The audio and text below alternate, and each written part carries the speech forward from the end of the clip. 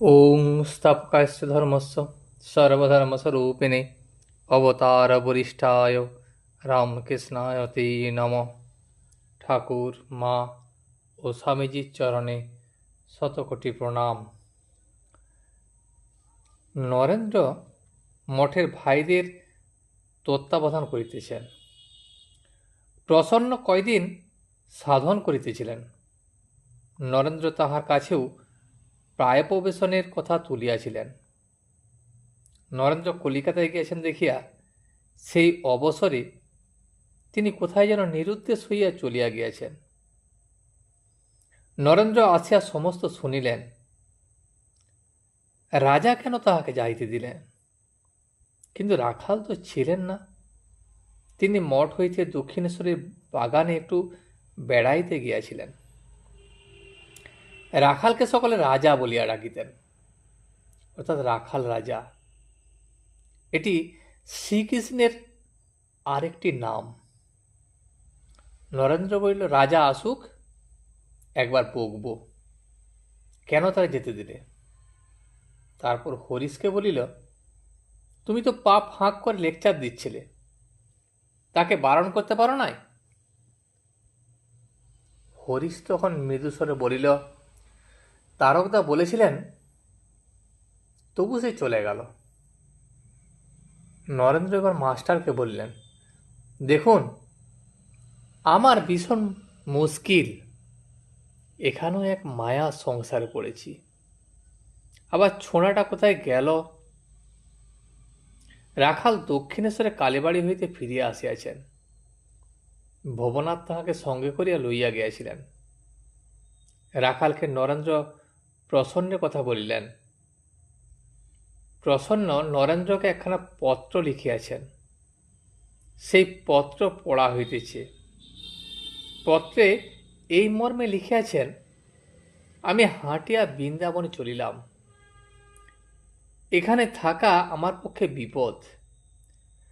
এখানে ভাবের পরিবর্তন হচ্ছে। আগে বাপ মা ও বাড়ির সকলের স্বপন দেখতাম, তারপর মায়ার মূর্তি দেখলাম। দুবার খুব কষ্ট পেয়েছি, বাড়িতে ফিরে যেতে হয়েছিল। তাই এবার দূরে যাচ্ছি।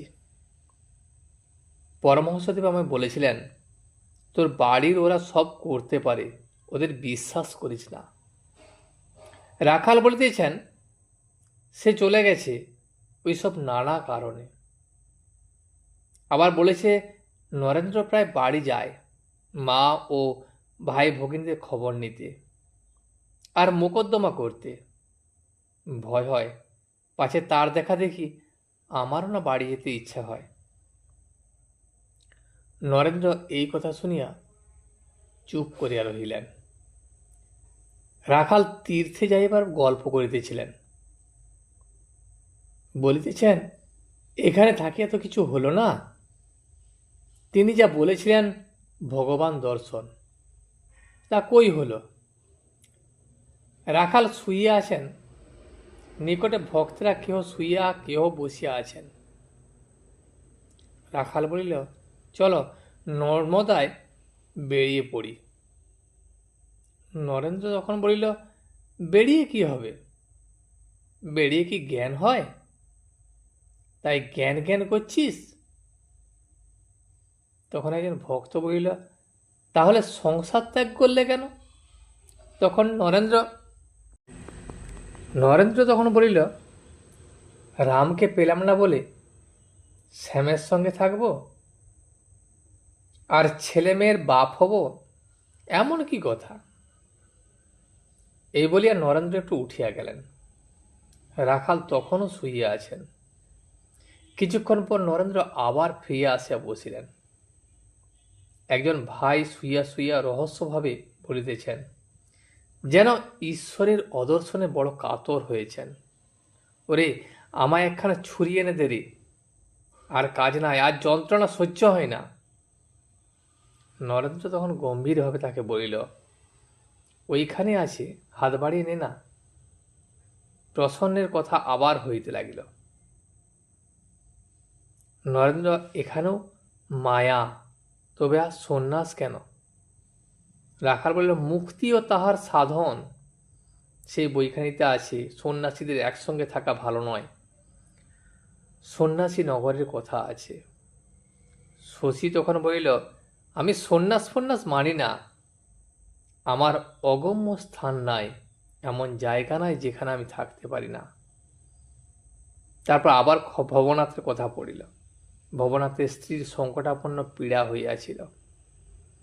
নরেন্দ্র রাখালকে বলিল, ভবনাথের মাগটা বুঝি মেচেছে, তাই সে ফুর্তি করে দক্ষিণেশ্বরে বেড়াতে গিয়েছিল।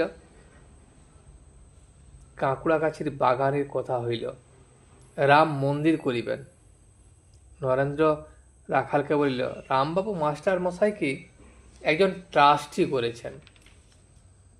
মাস্টার বলিল রাখালকে, কই, আমি তো কিছু জানি না। তারপর সন্ধ্যা হইল। ঠাকুর শ্রী রামকৃষ্ণের ঘরে শশী ধুনা দিলেন। অন্যান্য ঘরে যত ঠাকুরের পট ছিল সেখানেও ধুনা দিলেন ও মধুর স্বরে নাম করিতে করিতে প্রণাম করিলেন। এবার আরতি হইতেছে। মঠের ভাইরা ও অন্যান্য ভক্তেরা সকলে করজোড়ে দাঁড়াইয়া আরতি দর্শন করিতেছেন। কাঁসর ঘণ্টা বাজিতেছে। ভক্তেরা সমস্বরে আরতির গান সেই সঙ্গে সঙ্গে গাইতেছেন। জয় শিব ওঙ্কার, ভজ শিব ওঙ্কার, ব্রহ্মা বিষ্ণু সদা শিব, হর হর হর মহাদেব।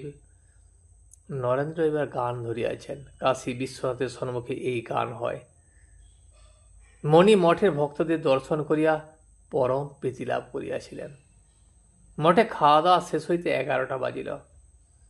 ভক্তেরা সকলে শয়ন করিলেন। তাহারা যত্ন করিয়া মণিকে শয়ন করাইলেন। রাত্রি তখন 2 প্রহর। মণির নিদ্রা নাই। তিনি ভাবিতেছেন সকলে রহিয়াছে সেই অযোধ্যা, কেবল রাম নাই।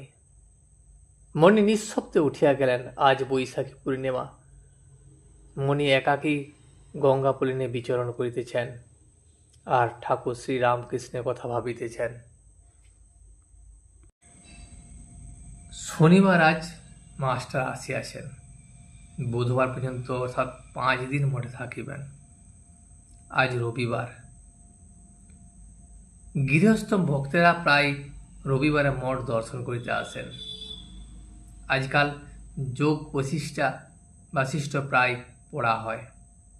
মাস্টার ঠাকুর শ্রী রামকৃষ্ণের কাছে যোগ বাসিষ্ঠের কথা কিছু কিছু শুনিয়াছিলেন। দেহবুদ্ধি থাকিতে থাকিতে যোগ বাসিষ্ঠের সোহং ভাব আশ্রয় করিতে ঠাকুর বারণ করিয়াছিলেন আর বলিয়াছিলেন, সেব্য সেবকের ভাবই ভালো। মাস্টার দেখিবেন মঠের ভাইদের সহিত মেলে কিনা। যোগ বাসিষ্ঠ সম্বন্ধে কথা পাড়িলেন। মাস্টার বলিল, আচ্ছা, যোগ বাসিষ্ঠে ব্রহ্মজ্ঞানের কথা কিরূপ আছে? রাখাল তখন বলিল, ক্ষুধা তৃষ্ণা সুখ দুঃখ এ সবই মায়া, মনের নাশই উপায়। মাস্টার আবার বলিল, মনের নাশের পর যা থাকে তাই ব্রহ্ম, কেমন? তখন রাখাল বলিল, হ্যাঁ। মাস্টার আবার বলিলেন, ঠাকুরও ওই কথা বলতেন, ন্যাংটা তাকে ওই কথা বলেছিলেন। আচ্ছা, রামকে কি বশিষ্ঠ সংসার করতে বলেছেন? এমন কিছু দেখলে? রাখাল বলিল, কই, এ পর্যন্ত তো পাই নাই। রামকে অবতার বলেই মানছে না। এইরূপ কথাবার্তা হইতেছে। এমন সময় নরেন্দ্র, তারক ও আরেকটি ভক্ত গঙ্গা তীর হইতে ফিরিয়া আসিলেন। তাহাদের কোন্নগর বেড়াইতে যাবার ইচ্ছা ছিল। তারা নৌকা পাইলেন না। তাহারা আসিয়া বসিলেন। যোগ বাসিষ্ঠের কথা চলিতে লাগিল। নরেন্দ্র মাস্টারকে বলিলেন, বেশ সব গল্প আছে, লীলার কথা জানেন? মাস্টার বললেন, হ্যাঁ, যোগ বাসিষ্ঠে আছে, একটু একটু দেখেছি। লীলার ব্রহ্মজ্ঞান হয়েছিল না? নরেন্দ্র বলিল, হ্যাঁ, আর ইন্দ্র অহল্যা সংবাদ, আর বিদুরথ রাজা চণ্ডাল হল। মাস্টার তখন বলল, হ্যাঁ, মনে পড়ছে। নরেন্দ্র আবার বলিল, বনের বর্ণনাটি কেমন চমৎকার। নরেন্দ্র এবং অন্যান্য ভক্তেরা গঙ্গা স্নান করিতে যাইতেছেন। মাস্টারও স্নান করিবেন। রৌদ্র দেখিয়া মাস্টার ছাতা লইয়াছেন। বরাহনগর নিবাসী শ্রীযুক্ত শরৎচন্দ্র এই সঙ্গে স্নান করিতে যাইতেছেন। ইনি সদাচারনিষ্ঠ গৃহস্থ ব্রাহ্মণ যুবক। মঠে সর্বদা আসেন। কিছুদিন পূর্বে ইনি বৈরাগ্য অবলম্বন করিয়া তীর্থে তীর্থে ভ্রমণ করিয়াছেন। মাস্টার শরৎকে বলিল, ভারী রৌদ্র।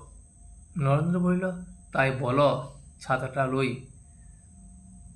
ভক্তেরা গামছা স্কন্ধে মঠ হইতে রাস্তা দিয়া পরামানিক ঘাটের উত্তরের ঘাটে স্নান করিতেছেন। সকলে গেরুয়া পরা। আজ 26শে বৈশাখ। প্রচণ্ড রৌদ্র।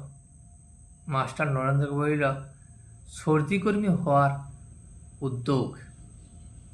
নরেন্দ্র তখন বলিল, আপনাদের শরীরই বৈরাগ্যের প্রতিবন্ধক না, আপনার দেবেনবাবুর। মাস্টার তখন হাসিতে লাগলেন ও ভাবিতে লাগলেন, শুধু কি শরীর? স্নানান্তে ভক্তেরা মঠে ফিরিলেন ও পা ধুইয়া ঠাকুর শ্রী রামকৃষ্ণের ঘরে প্রবেশ করিলেন। প্রণামপূর্বক ঠাকুরের পাদপদ্মে এক একজন পুষ্পাঞ্জলি দিলেন। পূজার ঘরে আসিতে নরেন্দ্র একটু বিলম্ব হইল। গুরু মহারাজকে প্রণাম করিয়া ফুল লইতে যান, দেখেন যে পুষ্পপাত্রে ফুল নাই। তখন বলিয়া উঠিলেন, ফুল নাই? পুষ্পপাত্রে দু একটি বিল্লপত্র ছিল, তাই চন্দনে ডুবাইয়া নিবেদন করিলেন। একবার ঘণ্টা ধরি করিলেন, আবার প্রণাম করিয়া দানাদের ঘরে গিয়া বসিলেন। আজ এই পর্যন্তই। ভিডিওটি শেষ পর্যন্ত দেখার জন্য আপনাকে অসংখ্য ধন্যবাদ। ভিডিওটি যদি আপনার ভালো লেগে থাকে তাহলে একটা লাইক, কমেন্ট এবং বন্ধুর সাথে শেয়ার করে দেবেন। সাবস্ক্রাইব করে পাশে থাকা বেল আইকনটি বাজিয়ে দেবেন, যাতে আপনাদের নতুন ভিডিওগুলি সর্বপ্রথম আপনার কাছে পৌঁছে যায়। জয় শ্রী রামকৃষ্ণ, জয় শ্রী রামকৃষ্ণ, জয় শ্রী রামকৃষ্ণ।